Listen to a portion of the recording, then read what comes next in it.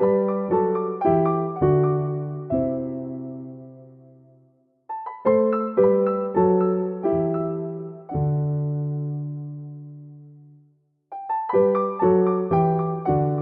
everyone. We are back to part 4 of painting the fridge. And yes, this is very fast. This is what I'm showing you right now is what I mentioned where I really just bombed on this bottom shelf of the fridge. So I'm showing you a very quick time lapse of it, and then I'm going to slow down the actual painting of it.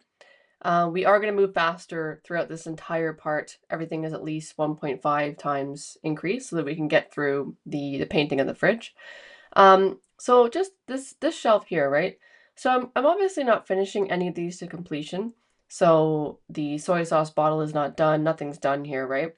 But this is just one of those days where I, I thought I was excited, but to start painting, but when I woke up, I had my coffee, I had painted this shelf. It just wasn't really working right because sometimes I think my brain is just not engaged in like the artist mode of the brain. I mean, there's somebody out there probably saying that's not a thing. But for whatever reason, maybe I was just lazy then. Things were not clicking, right? We all have days when just things just click and they flow and they work right no matter what we're doing. And it just wasn't, I was kind of procrastinating in the morning. I thought I wanted to paint, this ball on the door. I thought I was excited about it. But when I got to it, I was just following the motions of things. I was just saying, okay, this red goes there, that red goes here. I wasn't really feeling the paint. And I talked about that in the previous part. And just for anyone watching here, I just slowed it down for the jar of pickles so you can see the greens I'm mixing. Um, so I wasn't really feeling the paint. And in the last part, I mentioned how important it is to think about the strokes you're putting down, to imagine the painting that will come, to be playful and to enjoy what you're doing. In this case here, I was just going through the steps and I felt my painting looked very dead. So that was one problem. The other one is I really wasn't sure. It's like I think it's an Oatly jug here, the yellow jug. I felt like this was a strange, like there's a big rectangle of yellow on it, right? And there's like a bit of purple writing, but not much. And I just felt, and you can see it there still in the painting, that wasn't really working. That this big block of yellow in a fairly prominent area in the focal point, um, just really wasn't, I don't know, I was like, I kept looking at it, like my eye just kept going to it and then I felt annoyed, essentially. You know, this is the feeling I had. So I also thought I have got to change that. Okay, let me just mention some of those colors I mixed up for the pickles. So you see me painting this pickle jar here. It's off to the side. There's glass, there's a variety of greens in the jar, outside the jar, the label. Always think about them in terms of the hue, value, and saturation. Yes, we know all the hue is green, but is it a yellow green? Is it a blue green? So is it a cooler green or a warmer green? Um, is it desaturated? So squint, I don't say that enough, but squint at the jar, look at how the lid looks compared to what's in the jar. If you ever want to find the color of something, look at something next to it. So look at the inside of the jar and at the corner of your eye, look at the lid and think about how that lid is different. In this case, the lid is a lot bluer and darker in value and more saturated, higher chroma than the pickles inside the jar. Okay, so this is also just a quick sped up version of me filling in that shelf. It's the middle shelf. So you already saw me fill in the top shelf. That's why I'm speeding it up because I know we're probably getting a little repetitive in this demo. So it's the same process. You can really see how I'm desaturating the colors through the plastic.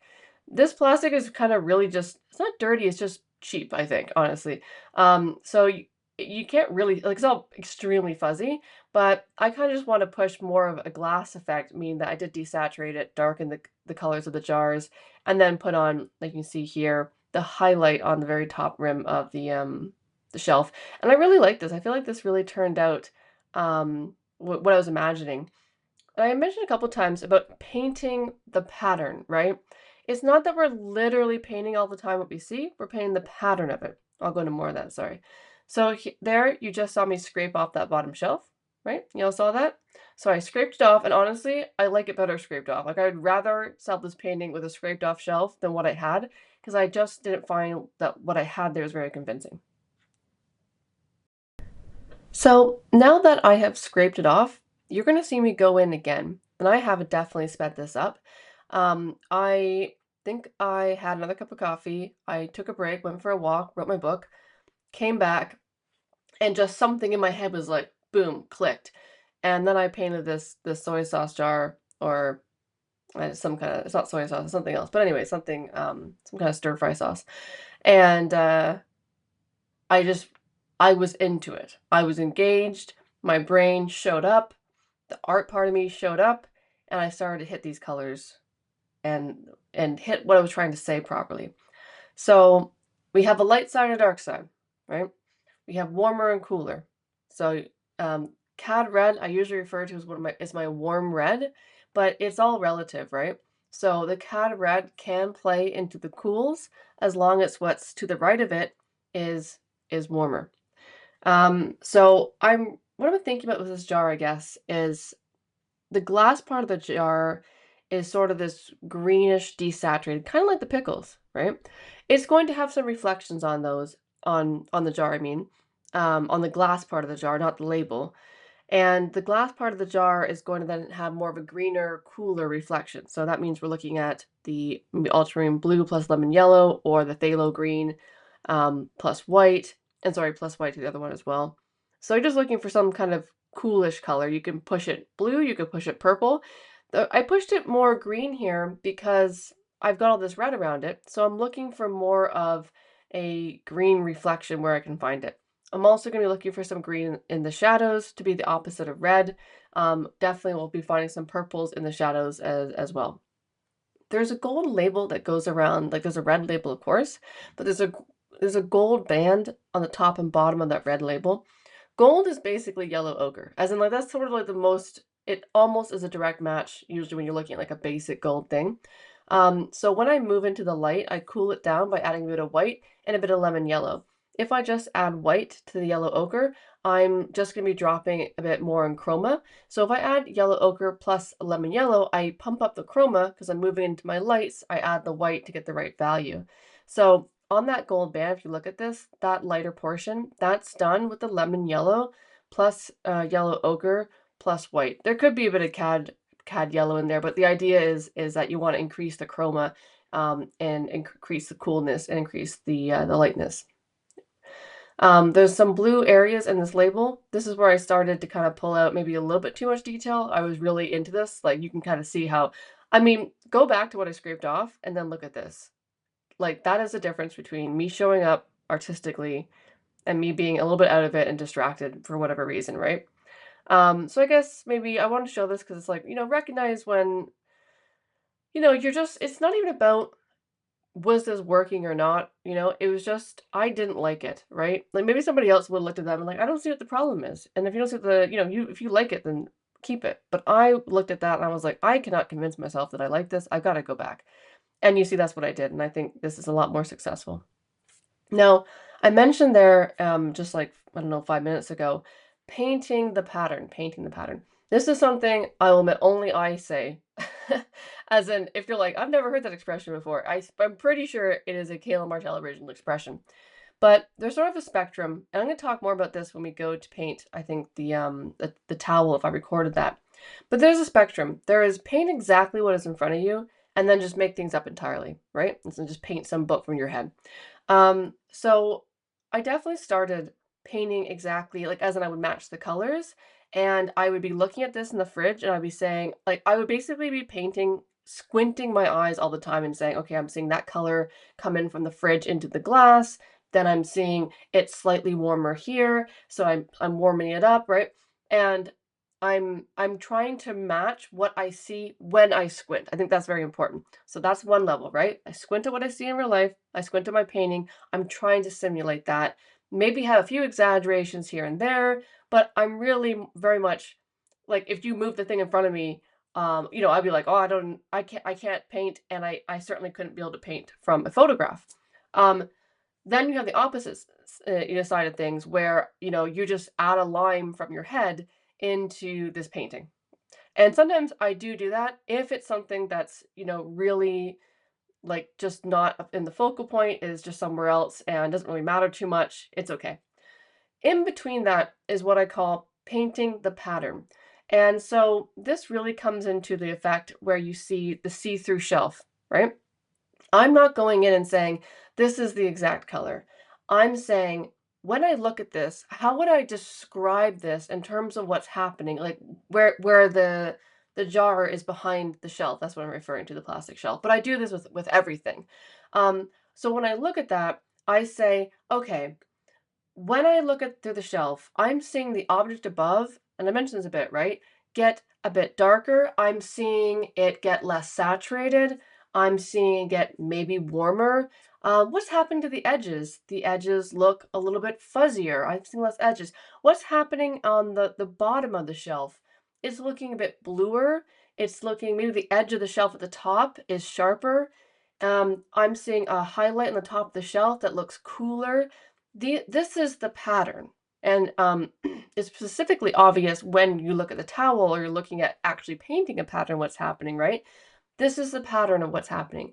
I'm painting the pattern, not what's there. So if I identify, if you get me this, okay, if I identify that the pattern that's happening through the glass of the shelf, right, is as I've described, it's getting darker, then I can say, it's going to get, I'm going to push that. It's going to get a lot darker, a lot warmer, a lot bluer, right? I can take what's exactly there and darken it and desaturate it and lighten it. You kind of follow that? So I'm looking at something, I'm describing it in my head as to the changes that I'm seeing in front of me. And I also might say color. It looks a bit purplish there. It looks a bit orangish. And then I paint the pattern. I don't paint literally the color match and what I see. Hopefully that makes sense. So that's what I'm doing throughout this entire thing. And if I paint the pattern, then I can exaggerate the pattern or not exaggerate the pattern, right? As I like. So you see here again, that's what I'm doing with the soy sauce. Honestly, as you can see in the photo, you really can't see it this clear. I'm just identifying the pattern of what happens through glass, and then I'm pushing that soy sauce to match that. Even just like the edges. Do I see much of an edge of the milk coming down there, or of the salad dressing green jar? Do I see that still, or is that lost in the bottom of the shelf? It's mostly kind of lost. How is it lost? It's darker, and so I darken it, right? And then I need to say, okay, well, what am I darkening it as? Should it be bluer? Should it be purple? This is sort of a really hard color to describe, right? This shelf. All right, I'm squinting. It's looking a bit purplish. And I go, oh no, it's looking a bit greenish. And I go, okay, wait. Let's go look at something that is purple, that is green. Then look at the shelf at the corner of my eye. How does it look then? Oh yeah, it looks kind of purplish in compared to that. Okay, I'm gonna go with that. So that's how I paint the shelf. In the bottom shelf that you see here, I notice here that I don't have a top of the shelf put in, but you can tell where the line of the shelf is, right? Because through the glass, we have a change of how things look. Also, this shelf here, the bottom shelf, I never said the word shelf. She sells shelves by the seashore so much in my life. And I have a bit of a lisp, so that's probably not helping. Um, the ground below is red, but then I also put a green rug in. So right now I don't have the rug and I'm seeing a lot of red. Then I put the rug in. It probably wouldn't have been so red, but we'll pretend that there was a red stripe of the rug underneath this. So I guess what I'm trying to say is that the what's reflecting in the middle shelf is different than what's reflecting and what I'm seeing through the bottom shelf. In the bottom shelf, I'm seeing a lot more of the floor come through in this stage. Okay, so I'm just going to speed up the next part here. Just finishing off this shelf with all the strategies that I've already mentioned. I'm actually going to add this striped chocolate bar in front of the milk jug.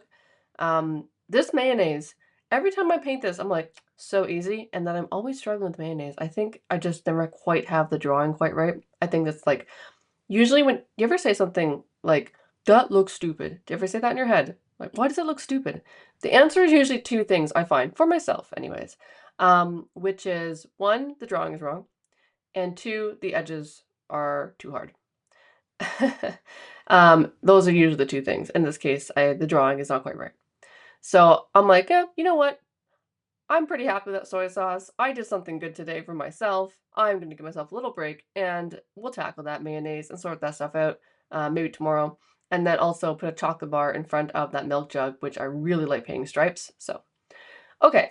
Let's come into the drawer of the fridge. Now, this is something a bit different. We've done all our jars, we've done inside the fridge, we've done outside the fridge, we've done glass, and now we are doing, or what this fridge brand calls glass, and now we are doing these drawer inside the fridge. Okay, so some of you may find this the easiest one, some of you may find this most difficult.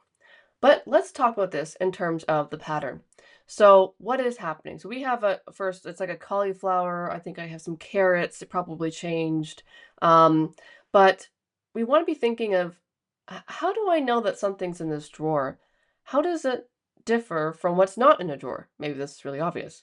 But if you want to describe this in, maybe like a painterly way of thinking about it, one of the biggest things, I suppose, is first what we've already described. When we're looking through layers, the light is definitely changing because the light and has to refract through this strange plastic glass. And we've already kind of said, right, that things are desaturated, that they're darker. And there's something else very, very important, the edges. So the edges through this drawer of everything in here cannot be as hard as the edges outside of it. And in fact, it's the edges, I think, honestly, I mean, you could say a bit of everything. I mean, certainly the value has to be right, but it's going to be the edges here that really say this is glass. A soft, soft edge, many lost edges that say distortion.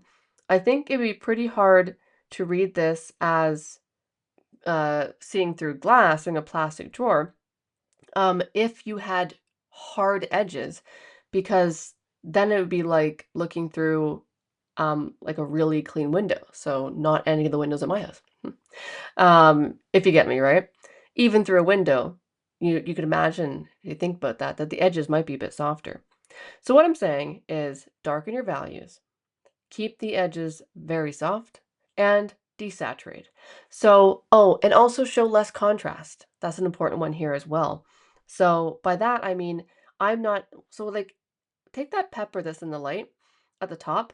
I'm going to see a lot more contrast between its stem, between its shadow side, between its light side, and the highlights, which granted are not on that yellow pepper yet, than I would see in a pepper in the drawer.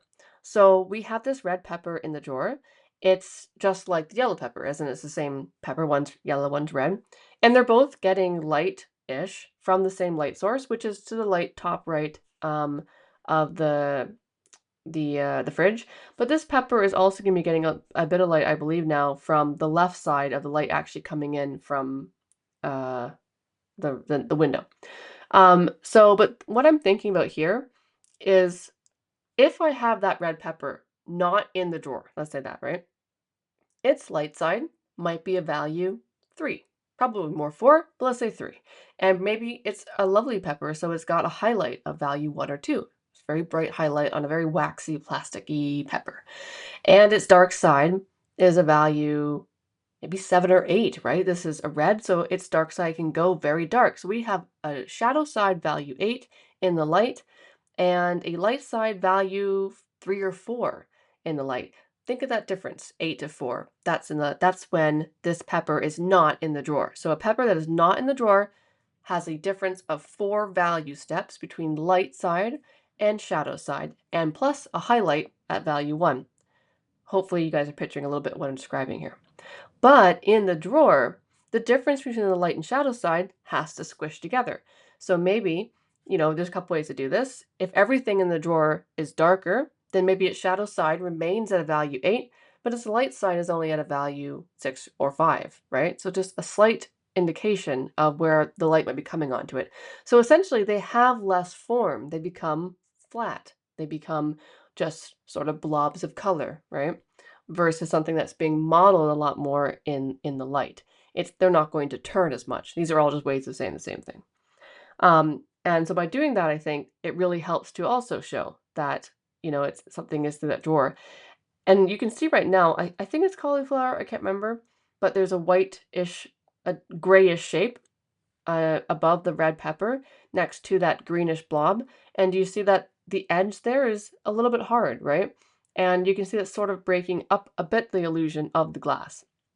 Now at the very end of this, if you have your edges too soft, and I think I do a bit of this, just a little bit, I don't normally do it too much, but you can honestly just take a dry brush and just go right? And just knock this whole thing back. Some people do that. I think that'd be quite effective. Certainly for glass, you can kind of give like having strokes across a glass surface, like even when everything's dry, can really help sell glass because it's like everything's there like a window, right? Everything's painted behind the window, and then you just do these like highlights, like streaks, when people's like sticky fingers across the window. Um, like just having them go in a random direction, like just diagonally across the window, can really help sell that that's glass. And you put that at the very end on top of everything. But you can also do it while it's all wet, of course, as in everything in the drawer is wet as well. And it's just another way of softening edges, of adding this idea of like streaks across glass at the top.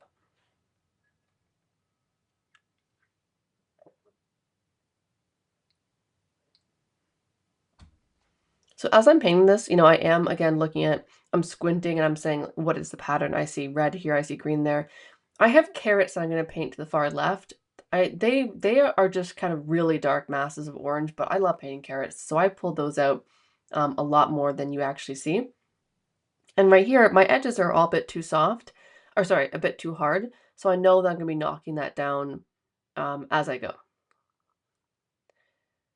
Okay, so I think maybe I will just speed this up a tad now.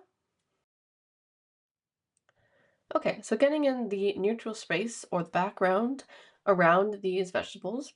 Um, I'd actually, so this is the case of the pattern thing because I actually didn't see any of this space. It was just full of vegetables and just sort of dark. But again, I said, well, if I do want to have some of that light coming in behind the vegetables, then how does the light change? The light must be getting darker, desaturated, and maybe a bit warmer. In this case, I kept it pretty cool, so I just kind of darkened it and desaturated the light. So it was that phthalo green, I think, is what I'm using. So if I want to desaturate that, I'm going to add in either could be cad orange, but I probably added some cad red into this one. Yeah.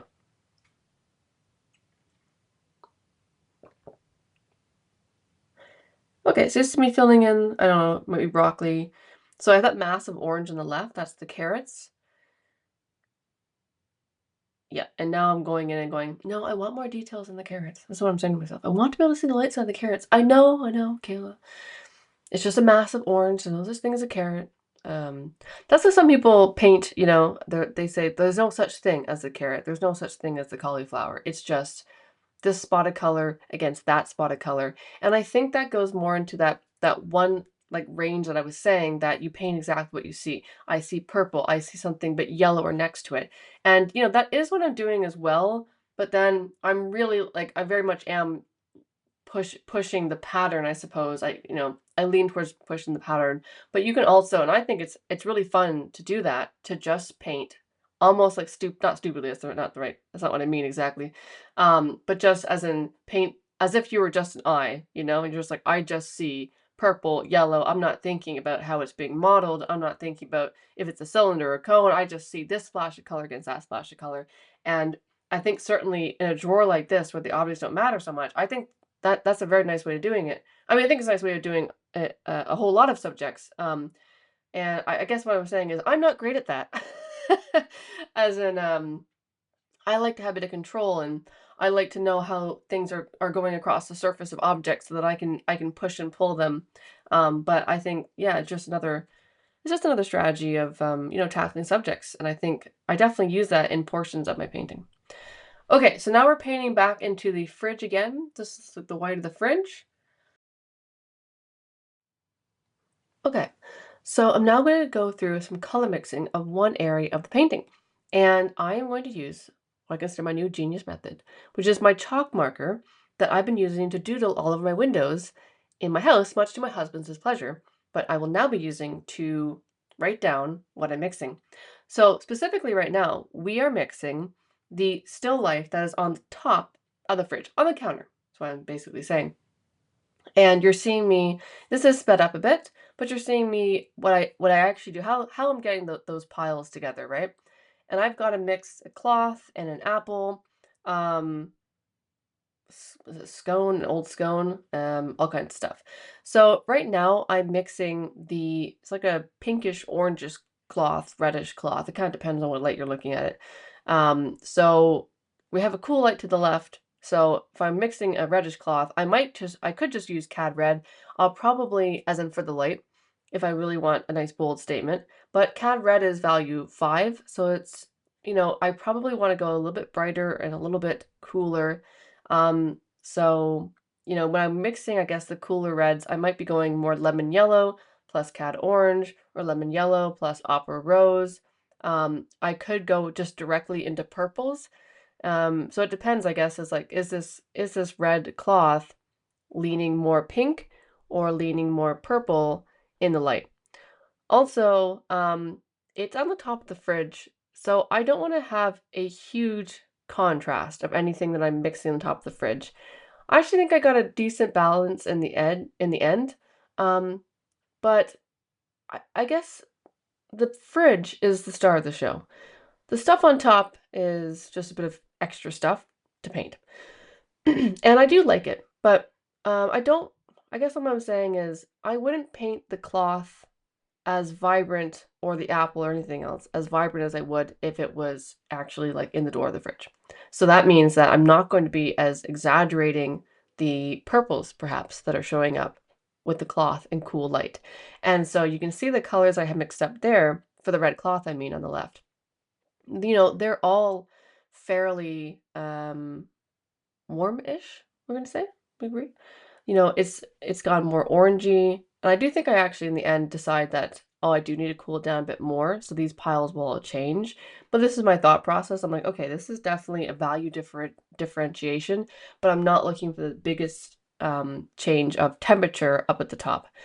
I also mix with green because I'm saying I can't just, if I have a red cloth, it cannot just be red and then lighter versions of red. It has to have greens in it, maybe some blues in it, maybe some pinks in it. Though pinks are another version of red, so I guess that's just red plus white. But it has to have other colors into it, and I'm definitely going to see some yellows. But if I can find the complement in there, I'm going to look to sneak that in. This here is the stripe jar. It has a blue stripe going around, and you can see I did blue in the light, blue in the dark. Not as exaggerating as I would do this if this was the star of the show. And then I have a white stripes, so you see that I'm doing white in the dark and white in the light. Um, so yeah, so those are some options that I have. It's just, it gives this pre-mixing. I've talked about it before. I don't show it in all the videos, because you're probably thinking, my God, could these videos be any longer? And yes, they could. um, but it's a fun. I enjoy doing this. I mentioned why. I just mentioned again, bigger piles of paint. Like even while I'm painting, I will often take my palette knife and then mix up a new pile of something. Bigger piles of paint, I can paint with more paint. That's a huge one for me. It gives me like I don't even know how I would tackle this like massive painting if I had to take my brush and dip it into like 1,000 piles every time I wanted to color. Like it hurts my brain to even have to imagine mixing this whole thing with my brush. So this is like, I mean, maybe for a quick plein air painting or a small painting, maybe that wouldn't break my head. But for this, I'm like, I've got to have I've got to pre-mix this stuff. I just need the quantity. And then this gives me my brain a chance to figure it out. I can see it right on the palette. I see what I mix. Sometimes, especially when whites, I'm like, oh wait, I already have a purplish white. Let's get a orangish white or a bluish white. I mean, look at this here, this bread, right? So I have the bread. That's the brown that you see. That's where above where it's labeled bread. There is like the outer crust of the bread. Then there's the inside of the bread, and the inside of the bread is getting some of the light. Now, I also have, so it's sort of like a whitish, we'll say, object, right? I also have the blue pitcher in this that also has a white area that is getting light. But I don't want to paint all my whites the same. So even though I have a whitish bread, and a whitish pitcher, the whites are not the same. But how are they different? Well, I have to look at them in real life right now and say, okay, well, wait, the pitcher looks a bit more blue, and the bread next to it, I go, oh yeah, though the bread is definitely a bit darker, definitely more desaturated, maybe leaning into the greens or the yellows. So I have some piles there that I feel more reflect, the colors in the bread. And similarly, I'm also again thinking, okay, the crust that's in the shadow, that's darker, that's warmer, that's almost always going to be ultramarine blue plus cad red or cad orange plus yellow. I kind of often use cad orange and cad red interchangeably as my middle warm color. And so I'm looking for like a really nice toasty warm brown. And then my light side, I talk about the bread still, has to be a bit cooler, so maybe I'm gonna lean that into the greens. So rather than painting, say, a warm yellow inside the bread, I'm gonna make that more of a cooler green. The apple, yeah, not too much to say there. It's mostly just usually like cad red. It depends on the light, you know? So cad red plus maybe opera rose or alizarin crimson or magenta, and then the darks, um, probably magenta, cad red, maybe ultramarine blue, enough, maybe a touch of cad orange to just saturate that a little bit. I don't want to have like a really saturated purple in the darks. And then I'll need to work something else into there, like a bit of green, bit of reflected light. It's not too prominent, I think, my apple, so I can kind of figure that out as I'm going. Okay. Oh yeah, the cat food bowl. So I love painting cat food, like piled up kibble. So you're just thinking that's a mound of kibble, and it's sort of like the bread, honestly. But similarly here, I didn't mix up. Like I could have painted that kibble with the exact same colors that I painted the bread with, and you would probably believed it. But one, it didn't look the exact same. To be fair, the mound of kibble looks darker as a whole, specifically because right now I think the biggest storm is coming in, and I really had like no light. And it looked greener. So I kind of said, well, the kibble as a whole definitely looks cooler than the bread. Its darker side is cooler, its light side is cooler, and it looks greener. So I pulled that out. And that's what these piles are for, right? To kind of say this is the differences I'm seeing. And then the bowl itself, again, we have a change. This is actually a good part, as in a good thing to mention. We have a change of the bowl. Obviously, light side, the cat bowl, you're seeing blue, and dark side, you're seeing a dark blue, of course. But how does it compare to the picture, right? So again, we have this question of we have two bluish objects. What is the cat bowl compared to the blue in the picture? Well, I looked at this and I said, I think the cat bowl is greener. So I went with a greenish blue for the cat bowl and more of a direct blue for the picture. That was the difference I saw. So it doesn't necessarily mean I'm mixing up a green in my palette. I'm mixing up that pattern. So, I already had the picture as a reference on my palette, so it was very easy for me to then to mix up something that looked greener than what I already had. So yeah, maybe that helps, maybe not. And then yeah, the counter. So I have counter in the shadow. I had like the ledge going across, and that one's a bit harder to get because I'm like, hey, what do I have left over that's not bread? Like how is the counter different from bread? And in some cases, it actually looked the exact same. Okay. I sped this part up real quick because I realized there's too much glare on the light of this one. So, but I wanted you just to see what I'm putting down.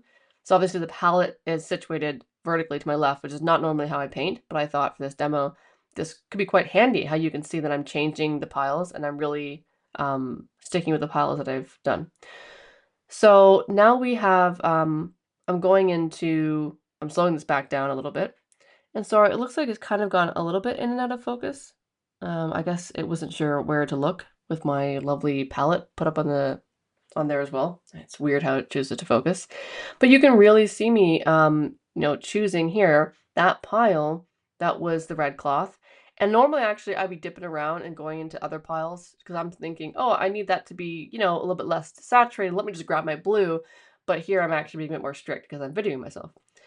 And you can see that actually, with the cloth here, let me mention a few things with the cloth. So how I'm thinking about this is it's like a rectangle.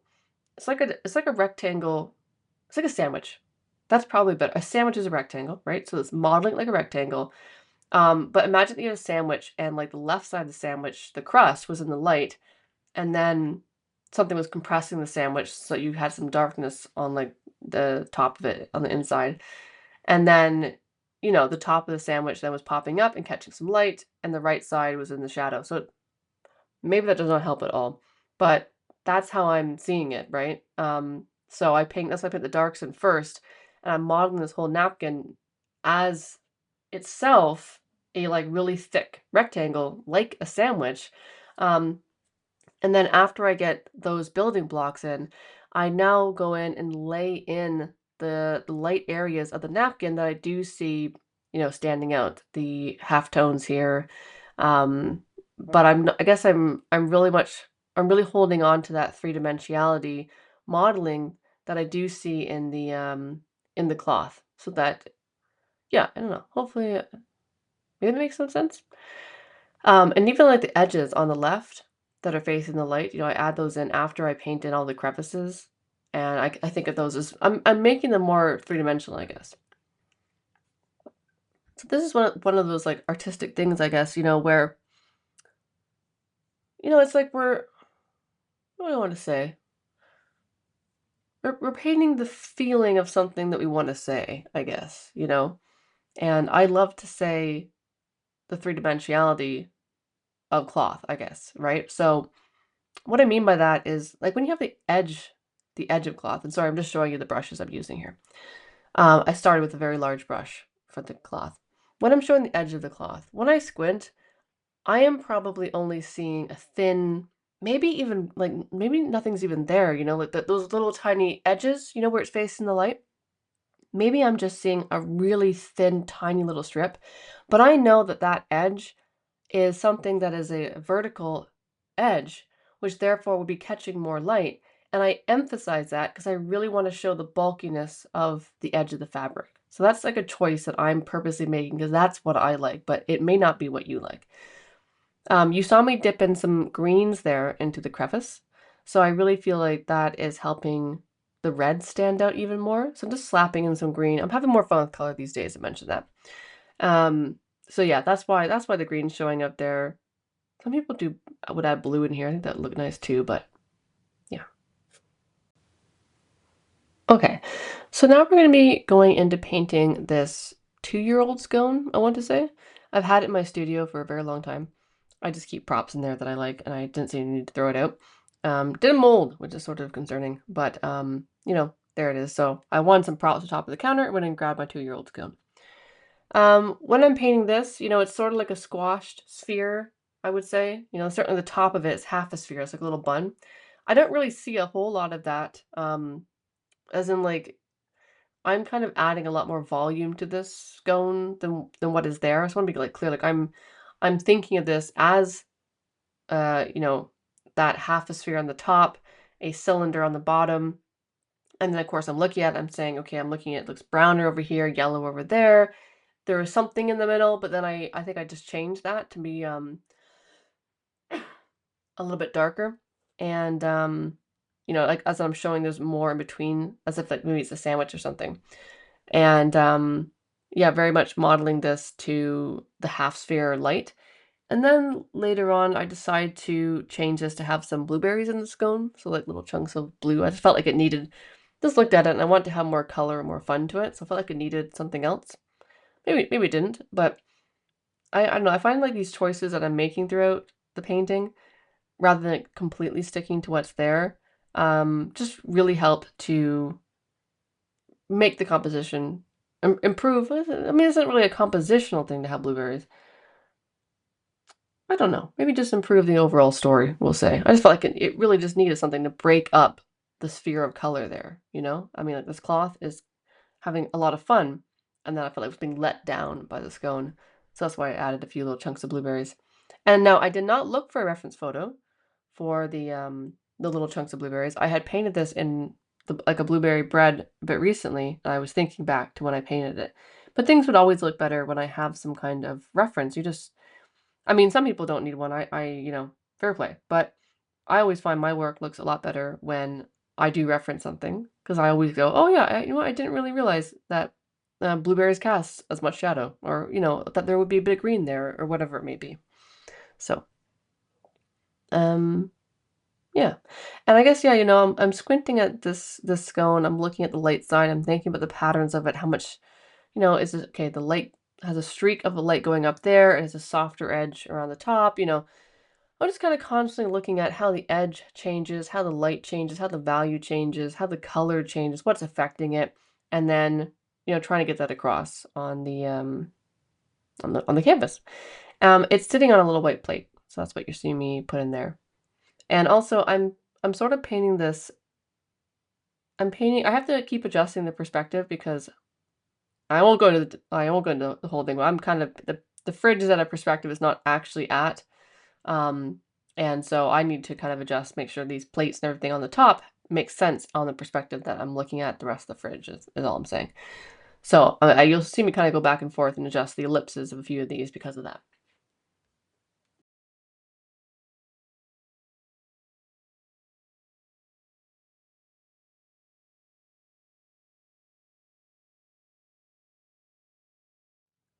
So on to the striped picture. You heard me talk about that already.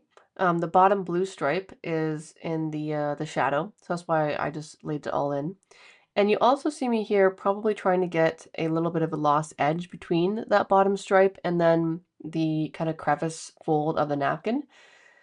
You could also have just whacked in this entire blue picture as just one color. Like you could have just done it entirely as, say, purple and then worked into the purple with the stripes and the blues. And sometimes, like, I do that sometimes. When I do that, it's usually because the whole thing should be flat and should be duller. So this could be a good opportunity for it. In a place of the painting where I don't need a lot of contrast. Like, for instance, in the drawer, right? If this picture was in the drawer, you're not going to be able to see all the difference of its stripes and how light travels across the stripes. So I might just paint the whole thing as a blue picture or as a white picture and then paint the detail onto it, as in paint the stripes onto it. But I usually don't do that if I care about this particular object, as if I'm very excited about painting the object and I want to, really make this object shine. And I did like this, even though this picture is not like a key player here, I did really like this picture. I mean, I think everyone would like painting a striped picture. It's very fun. And so if I had painted this entire thing in as, say, like a desaturated purple, then I'm fighting against the color when I'm laying on the blue, right? So you can imagine if purple was down on this picture and then I put the blue stripe over it, it's going to pick up and mix with the purple underneath, which is fine if I want something that's desaturated and flat and stay in the background, right? You following me? But when I'm trying to preserve the most, accurate, beautiful color, then I don't use that strategy. So you can also see how it would make a lot of sense maybe to paint the entire shadow side of the picture in as perhaps one color, because I do want to have less vivid colors and softer edges in the shadows, so I could paint into the shadows with the stripe. I hope so, and that makes sense.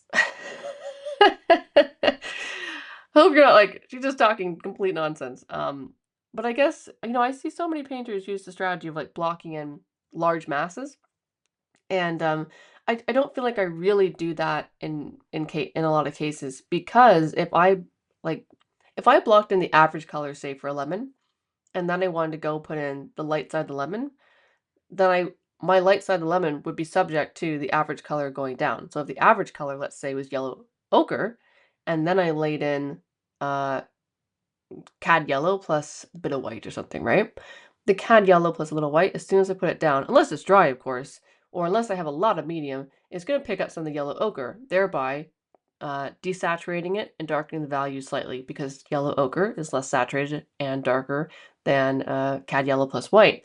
And therefore, I don't have the purest version. But if I start with the cad yellow plus white and work my way around the object, then at no point do I dirty my paint. It's not, I mean, dirtying the paint is good, right? I mean, that's how we get like all our whites, and that's how we get shadows, I suppose. But like in some cases, you can see, I guess what I'm trying to describe is that I really want to preserve the beautiful originality of the color that comes out of the tube and in my mixture without it picking up other color that may dull it or change it in a way that makes it not as much a star. That's my thought process always when I'm painting. If I guess like it's like if a color area can afford to be dulled. So like that cat bowl in front of the blue picture, like whatever, it's a cat bowl. It's greener in the light, but it's not a lemon, you know? Like it could afford to be dulled if I wanted to paint that in all as one color and then go on top of it, I guess. That's how I think about it. This area between the counter and the fridge, it looks like black. I mean, it's just there's a gap, right? But I wasn't sure on the composition. I was like, do I want to have a big black stripe? Like, would that look well? And I did like it, but then I thought it's just this big rectangle of dark. And I just kind of really like having things that break up, but it's definitely like regular shapes like this. So you'll see me add in a few books. They weren't actually there, but I did add some books into the dark area in the future. Okay, so that brings us to the end of part 4. Congrats for getting this far. So pat yourself on the back. You have listened to way more than my husband has. um, and I hope that was helpful. If you have any questions, as always, please leave them below. And I will get back. I think we'll have one more part that will fill in the rest of the painting and the cat. And then perhaps I might have a separate one where I just talk about finishing a painting, which is something that takes a while that I don't often go into detail on because it's very tedious. So I might have that one as well. Okay, well, hope you guys are doing great. And I'll see you in the next one. Bye.